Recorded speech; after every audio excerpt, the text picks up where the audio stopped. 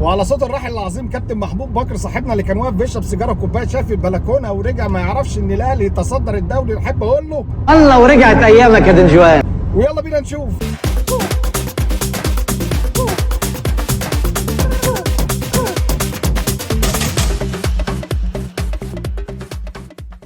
السلام عليكم ورحمه الله وبركاته. انا احمد صابر ودي الكوره مع افوكاتو. هو اي حاجه فيها اسم الاهلي بتعمل ارتكاريه، يعني اي حاجه كده الاهلي، النادي الاهلي، البنك الاهلي، اي حاجه الاهلي بتزعل اي حد. طارق مصطفى يا جماعه، يعني انتوا رحتوا وتعاقدتوا مع كابتن ايمن الرمادي اللي هو يعني محسوب على الاهلي في الاساس، وسبتوا مدرب جامد قوي. ده فشيخ قوي يا جدعان. ده طلع طبعا طارق مصطفى كان لاعب فز، يعني صاحب الجول الثاني في كاس الامم الافريقيه في نهائي 98. كان من اللعيبه الاهلاويه اصلا بيحبوهم، يعني من الناس المحترمه قوي كده، يعني زي مثلا طارق السعيد. الناس اللعيبه كده اللي انت كنت بتحس ان هم لمستهم حلوه وناس اخلاق كده واخلاقهم حلوه والكلام دوت.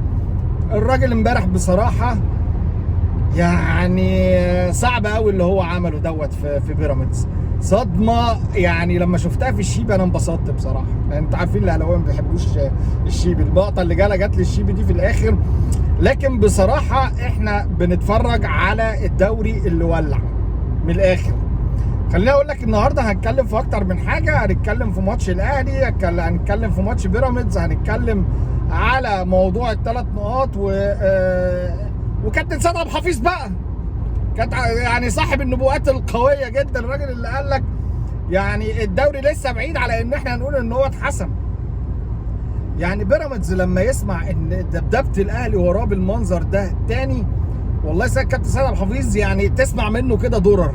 يقول لك الفرق وده كان لسه امبارح بالليل مع ابراهيم فايق، الفرق اللي ما عندهاش ظهير جماهيري يعني ما بتقدرش تكمل النهايه، او لما بتقع بتكر، وهو كر في الاخر. يعني بيراميدز ناس الشوط الاولاني ما فيش خالص، مش مركز. الفرقه مش في احسن حالاتها. صحيح البدني بتاعهم النهارده مش وحش، لكن مش مركزين. نزلوا الشوط الثاني بصراحه يوريتيتش عمل جيم حلو قوي، يعني لما غير طريقه اللعب ل 4-4-2 ولا نزل مروان حمدي. بصراحه كنت خايف جدا على البنك الاهلي، بس يعني طارق مصطفى عرف ازاي يستقبل اللعب، وكان ناجح قوي في حته انه تحمل الضغط، بس نزل اللعيبه اللي تعرف تغير الماتش وتروح بالمرتدات. اما بقى بالنسبه للنادي الاهلي، وبصراحه اتنين من ابناء الاسطوره مانويل جوزيه كانوا بيلعبوا بعض.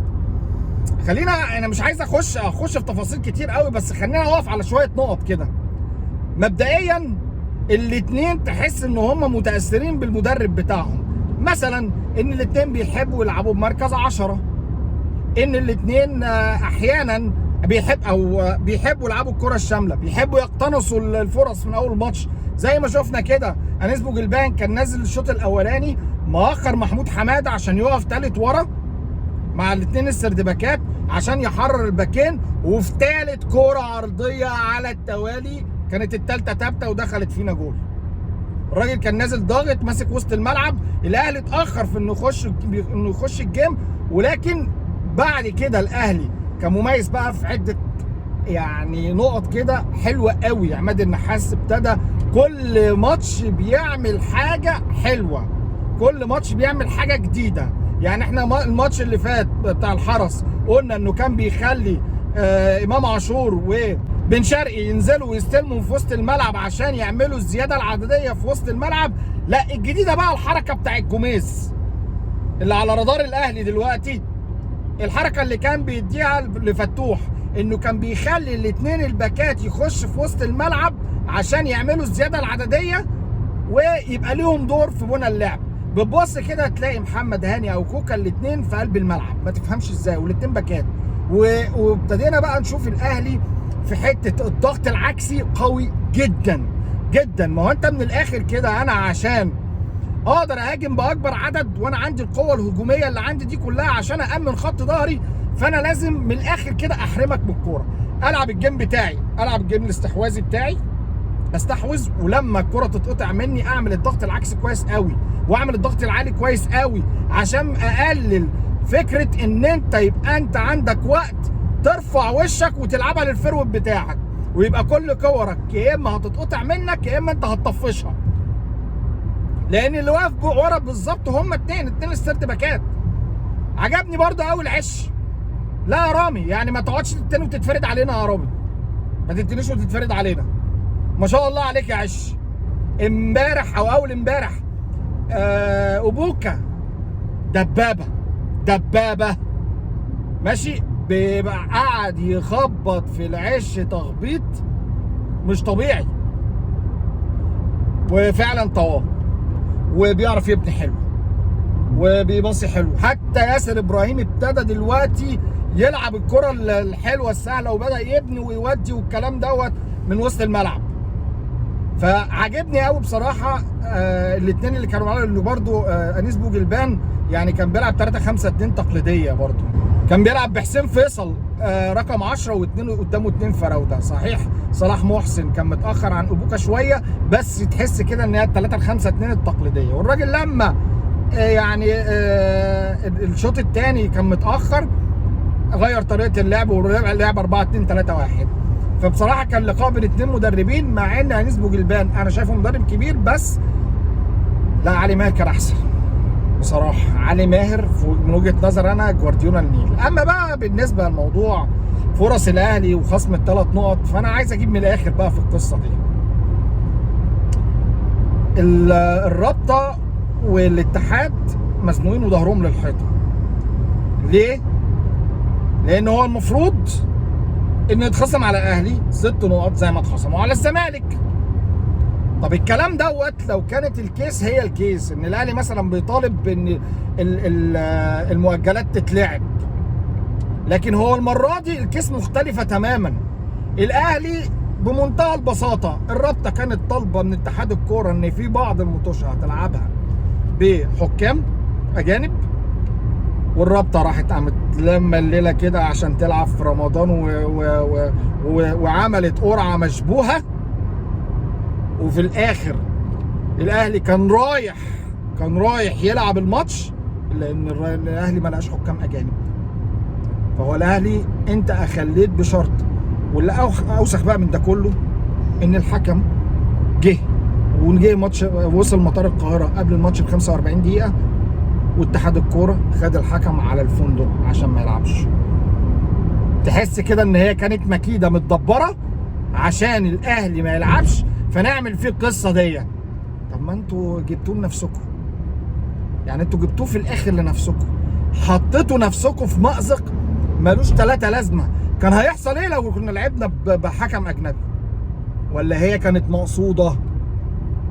ما هو انا مع اللي بيقول ان الاهلي لازم يتخصم عليه 6 نقط، بس لما تكون انت عامل الهوم ورك بتاعك، لما تكون انت فعلا جايب حكم اجنبي زي ما الاهلي ما طلب وزي ما وعدت، وزي ما كابتن ميدو كان قبلها باسبوع بيتكلم في حته ان ادي الزمالك العداله التحكيميه.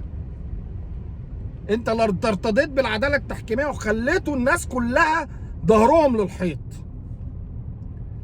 فهم عمالين يأجلوا في القرار بتاع لجنه التظلمات، عشان مش عارفين هتبقى لعبه توازنات في الاخر.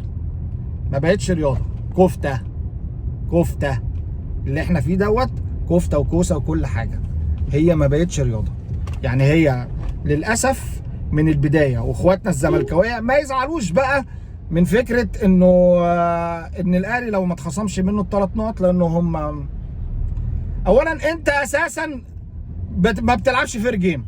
يعني انت ما تزعلش لانك من الاساس ما لعبتش فير جيم، ما جيتش مع الاهلي في الطلب بتاعه اللي انت اصلا كنت قبلها اسبوع بتتكلم فيه، وكنت عايز حكام اجانب. فانت ما لعبتش فير جيم ولسه مكمل بقى، وده اللي خلى الاهلي يخش في مفاوضات زيزو. فلما انت سيادتك بقى ما لعبتهاش معايا فير جيم، فانا برضه هلعب. وانت كملت برضه في الكلام دوت، ورحت اجلت عايز تاجل بيراميدز ماتش الكاس، وهكذا بقى وهكذا عشان خاطر زيزو ما يلعبش مع الاهلي في النادي في كاس العالم. والفكر العقيم دوت، انت بتدور، انت ترى مش عارف تلعب كوره، مش عارف تلعب الاهلي كوره. انت مش عارف تلعب الاهلي كوره. كل اللي في دماغك الكباري والخواريم والكلام ده. اصل امام طلع كوبري، طب ما هو رجع لكم، ما خدتوش ليه؟ وبن شرقي كان قدامك اول الموسم، ما خدتوش ليه؟ يا جماعه ما ترموا يعني. ادارتكم بتتصرف بلا منطقيه. زيزو كان ممكن تبيعه، ما بعتهوش ليه؟ وكان هيحل لك كل مشاكلك. لا، انا لازم اسمع كلام الجمهور. ازاي عبد الله السعيد عايز يجدد مش عارف بكام، برضو الجمهور طالع يقول للاداره يا جماعه انتوا ما ينفعش، لازم تجددوا لنا ولازم تشوفوا حل. وعبد الله لو مشي ايه اللي هيجرى لما اقع سنه واعمل فرقه؟ يعني ايه اللي هيحصل؟ ما خلاص، ما الموسم بالنسبه لك صفر. انت فكرك بيراميدز هيفوت لك حاجه؟ في بيراميدز اللي انت بتفكر ازاي تفوت له وتلعبها لمصلحته عشان الدوري ما يروحش للاهلي، البيراميدز هيفوت لك حاجه؟ هيدوس على وشك في الماتشين اللي جايين، سواء الماتش اللي في الدوري او الماتش اللي في الكاس، عشان عايز ياخد لقب. ايه انت مستني منه ايه؟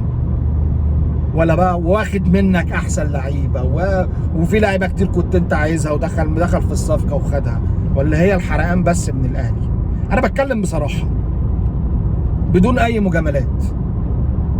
لو اصلا هي كانت فير جيم من الاول كان الاهلي اتخصم منه ال6 نقط، لكن انت عشان ما عرفتش تلعبها فير جيم من الاول ما تزعلش، وفي الاخر انتوا اللي هتدونا الدوري مش حد تاني.